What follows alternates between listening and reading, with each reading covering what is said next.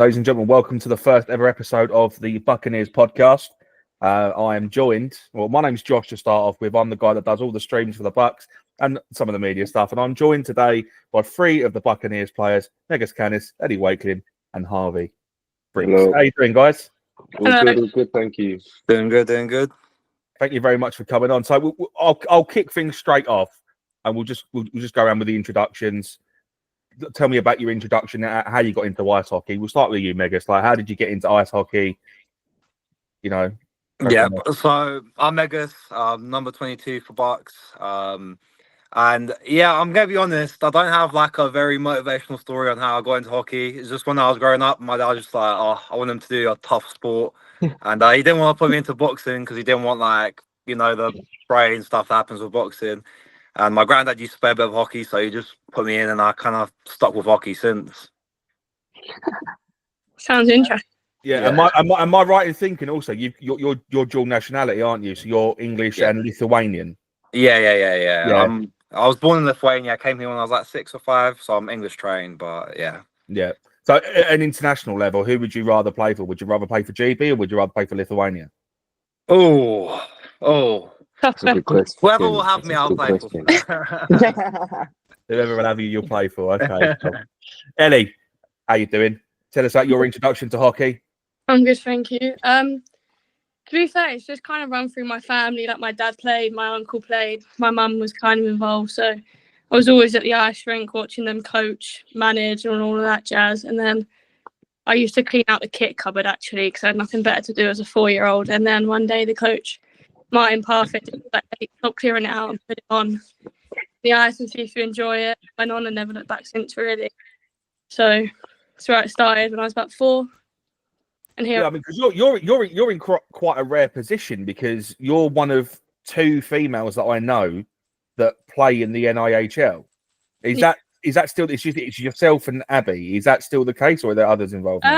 In the South League, there's just us. There's a couple of girls that play in the North League, but mostly in like the NHL 2. But there's some that play NHL 1 North, which is really cool because it's getting a good name for the women's sport too, as well as just the men. So yeah, it's good. 100%. And obviously you've had the honour of representing Team GB. Yeah, you still are representing Team GB alongside Abby Sylvester as well. How did that come about?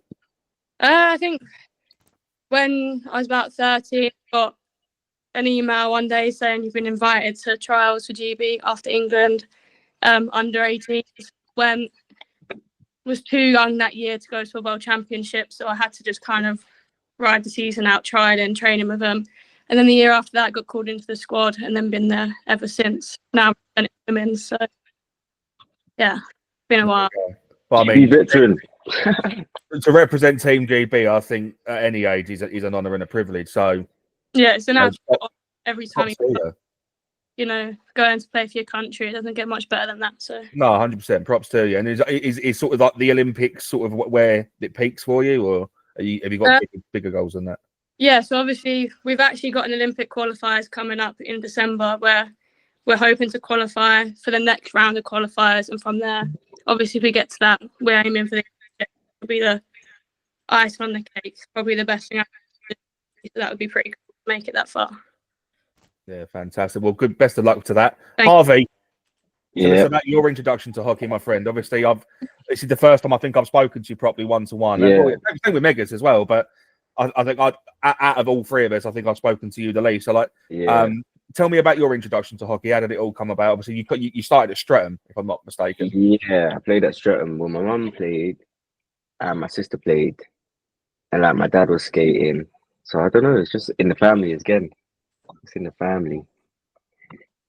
It's sort of like the common denominator here is it all comes from a background that everyone's sort of involved in hockey because their family were involved in hockey in some way, shape, or form.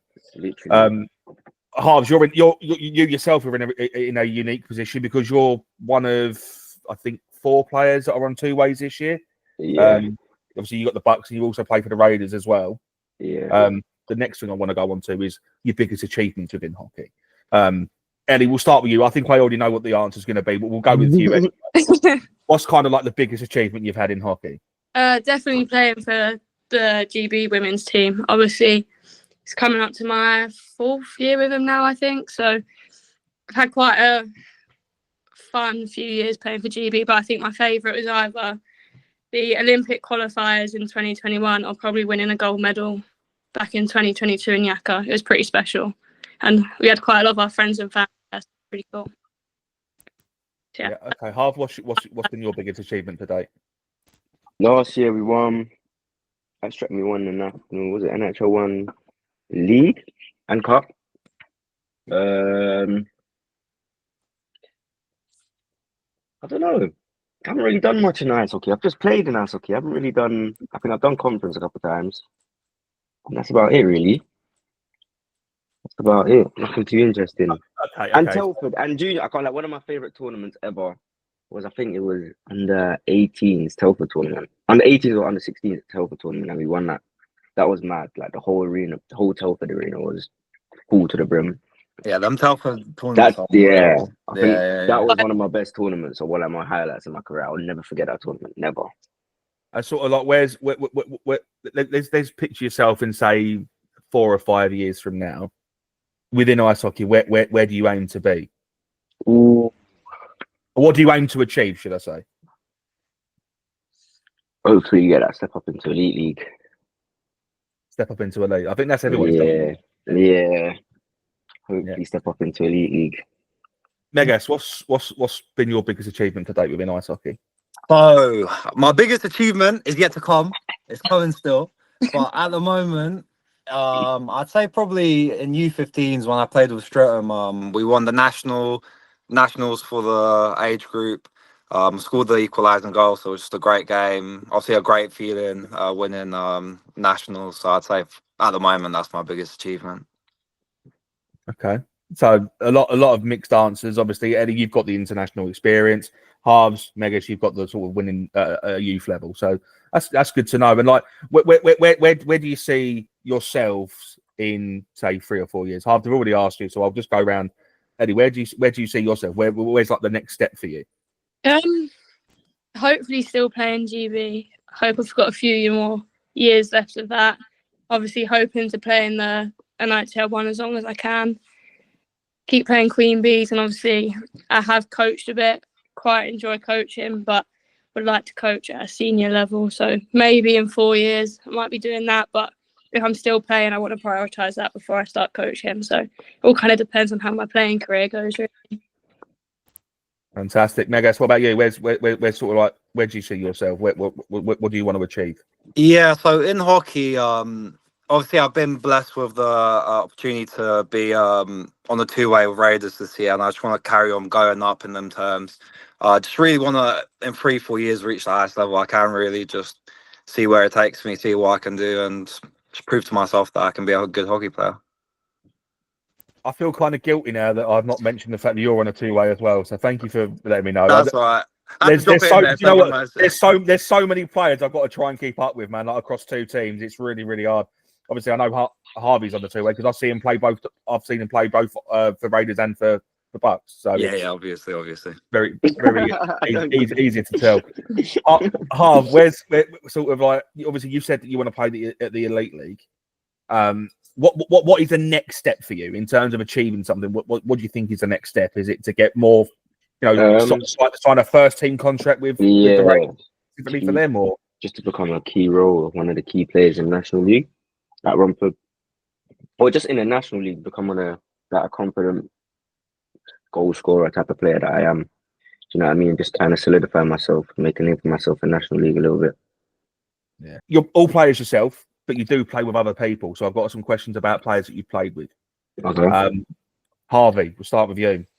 Who is the best player that you've played on the ice alongside? Ooh, there's torn between 2. There's quite a few. Can I say more than one? Or just one? If there's more than one, mate, you can tell me some of the best player/players. I'd definitely say Andrew Schufelt, Sean Miller. Who else? And Malik. I have to say Malik. He's a solid D man. Very solid D man. I'd say they're my top three. They're your top three. Top three that I played with, yeah. And Ethan James, because I don't know, he's something else. Ethan James is something else. He's something. He's something else. And Ethan, you have to put Ethan in there. Megas, what about yourself? So I was going to say the exact same list as Harv, but probably add Lynch in there as well because he's a coach. Obviously, he's just a great player. Obviously, the imports they bring in a really good level from international side of things. Malik, just when we were growing up, he was always one of the top players. I think he's always had quite a big name for himself in the scene, and I think playing with them, you learn a lot, and you see the difference in levels on the ice. It's mad. And obviously Ellie as well. I was like, Ellie, what about yourself? well, obviously Megas. No, but looking more from the women's side of things, I say played with Leanne Gani and Louise Adams, who are very, very highly rated players in the women's side, very well respected. Could easily play at the men's level. So they're pretty cool. Played with some good players in the men's league, but for me, it's more the players I played with at women that kind of stand out as one member. So yeah, Leanne Gani and Louise Adams, very good players. Okay, and then when we're looking on the other side of the ice, who are some of the toughest people that you played against? Eddie, we'll go back round. Eddie, we'll go with you. Toughest is in skillful. Toughest is in they've given you a hard time when you're playing against them. Giving me a where do I start? Obviously, quite a few of the Slough players like to kind of make it a harder game for me when we play against them. So I'd probably say players that play for Slough are the hardest games I have to play. Quite a good team, skillful and just tough. They like to play hard, physical and quick. So I think I get the biggest challenge against them. Is there any specific player that you see on the team sheet and you think to yourself, for sake? Yeah, but I'm going to keep that solely to myself. Don't want to name names. No. Also, I think for me, there's just been a few tough guys, obviously Ryan Watt, good player, but not afraid to absolutely nail me centre ice kind of thing. So, I mean, it's good. I've always kind of wanted to be respected in the sense of getting treated the same as everyone else. Just because that was a question I did want to ask. As a woman in playing at the men's side, yeah. Do you face any kind of do you feel as if sometimes that people don't respect you enough because you're a woman? Sometimes. Obviously, I get it. People have their opinions. It's controversial, whatever. Me and Abby playing the men's team, things like that. But we're very lucky. I've always played on a team where I've been accepted, and the team always me very well. So it's always been good from that sense. Obviously, other teams and some coaches haven't, but like I say, everyone's got on it. But one thing I've always wanted is not to be treated like I don't expect to be left with the puck. I expect to be hit. I expect to get that kind of thing, whether it's hard or not. As long as they don't leave me with the puck, obviously it would be nice to be left with the puck, but I obviously want to be treated like everyone else. So, and that goes to my team. They all know I don't want a big reaction if it's something they wouldn't do for one of the guys. So, yeah. Yeah. Well, I want to be respected there. I feel like I deserve to be there off my own merit. So. Well, I think you are respected, and I think you're respected quite heavily, and I think your accolades represent that, and I thoroughly stand by that. I think representing GB at a level that you have done is second to none. I think it's more than what some people would achieve. Most people would achieve in ice hockey, I think, in general.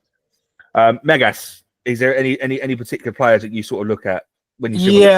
Definitely. Sorry to cut you off. Definitely, but I'd say Streatham, they've obviously got Beasley. He's just horrible to play against. They've got Jared Lane, who I hate. He always just pokes the puck off my stick. Then obviously there is the Slough boys who are just really physical, really fast. Having to deal with Smiths in front of the net can be just a whole thing in itself, whole different game. But then also playing players like that does bring out the best out of you. So, yeah, I mean, there are tough players to play, but no one that I'm like, oh, darn, I don't want to play against them. If anything, it pushes me. I'm like, right, they're good. Can't wait to play them, etc. Harv? Saying Streatham again. Streatham. See Streatham playing against Streatham because I played them my whole life. I think I played against them for the first time properly. Was it this weekend gone? Yeah. Oh, yeah, that was tough. That was tough, but it was fun. It was really fun. But personally,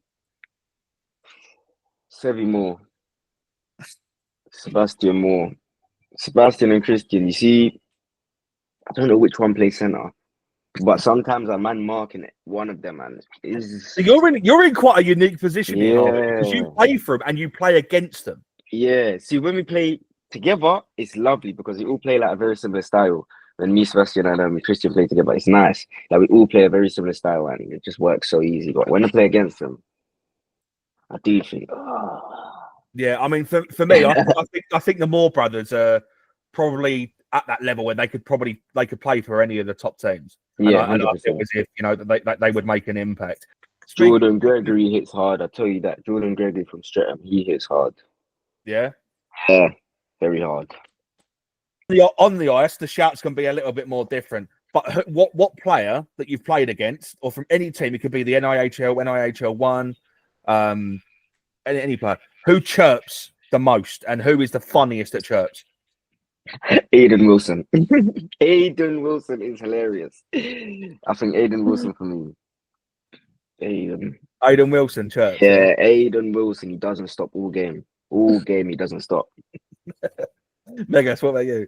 I guess for me, it's Marco. Whenever I've played with him, he cracks me up. Some of the stuff he comes up with, probably not going to say just in case, but it's unreal. It's unreal. I'll say it. Marco's a house. But some of the stuff he comes out with, I've heard it myself. But it's just Jesus. Ellie, what about yourself?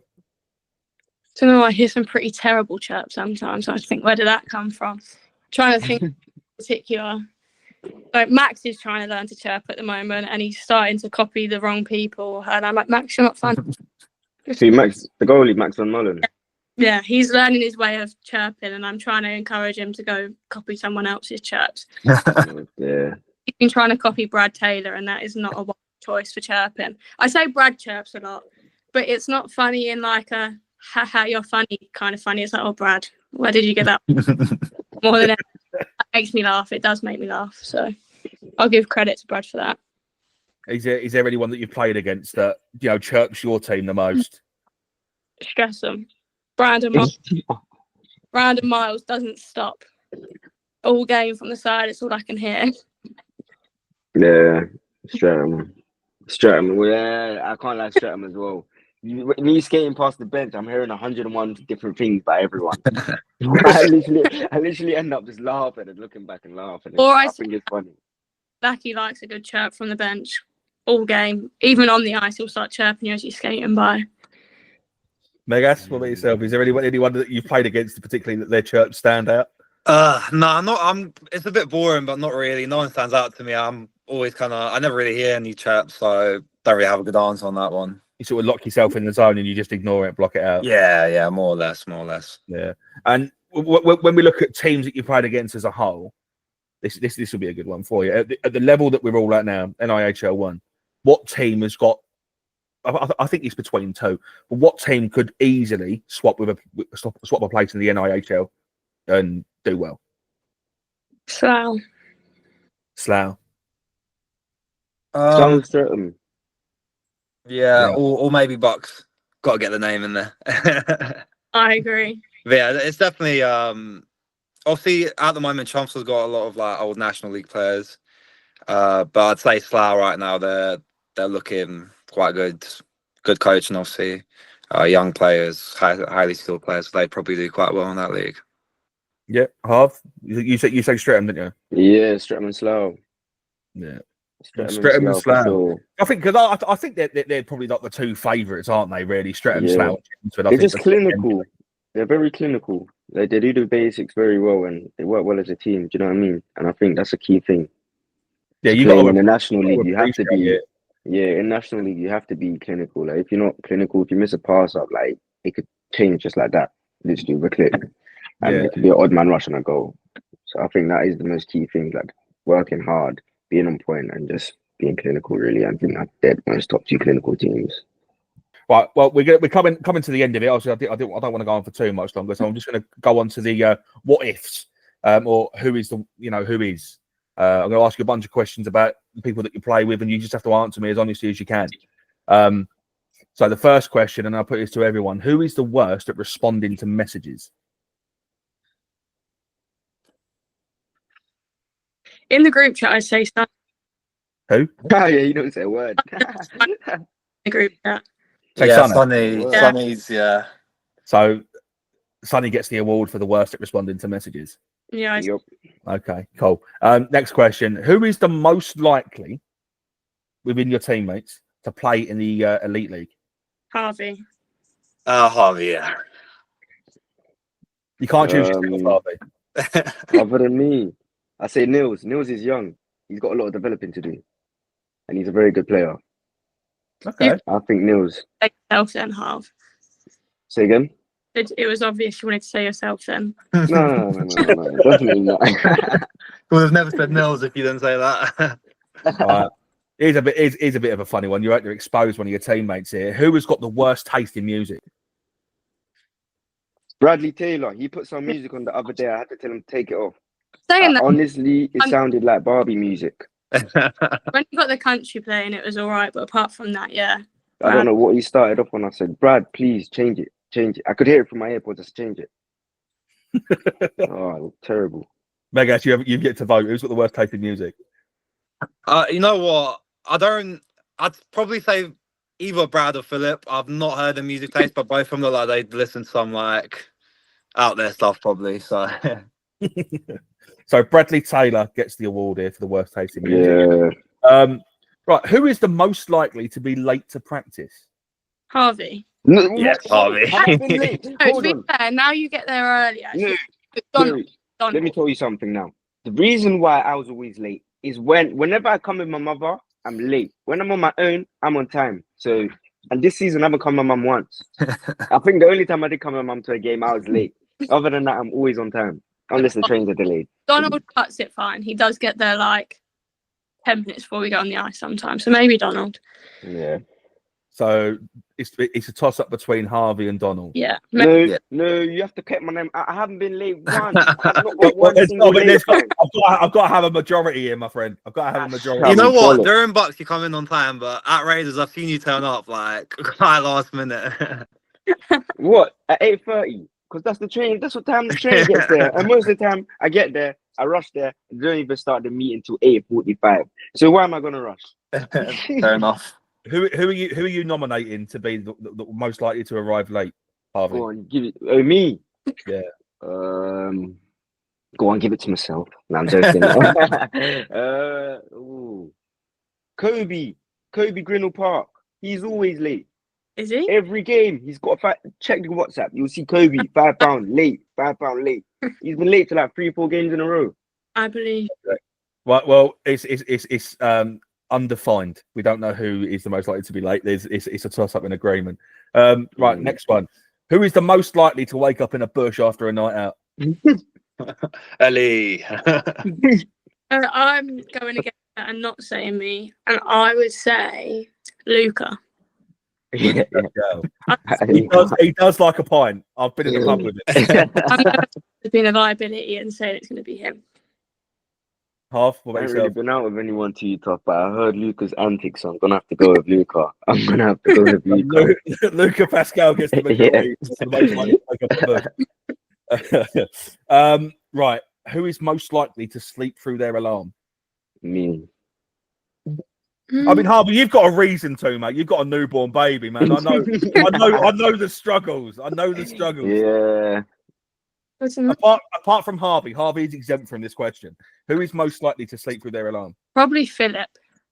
I'm gonna be honest. I'll probably say me because I've had so many times where I've had uni and I need to get up at 9, and then I wake up and I look at like 12, and I'm like, right, so I've missed that. You want to cut that habit out now, mate? Because yeah. Right. Outside of ice hockey, who is the most talented? Me. Can I say myself? For what reason? Well, just because. Just because.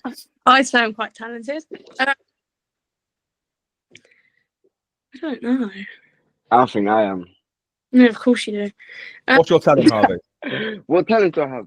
So, Right. where should I start? I can ride a bike, can do wheelies, tricks, all of that. I can play lots of sports like badminton. I DJ. I can race RC cars. I mean, to be fair, DJing is pretty rough. DJing is pretty rough. Like, I can't do it. Do you know what? You say Ty. I can picture Ty's quite good at a lot of things. What can you do? But it's not what you think he can do. It's what you know he can do. Who is like the most talented based off what they can do?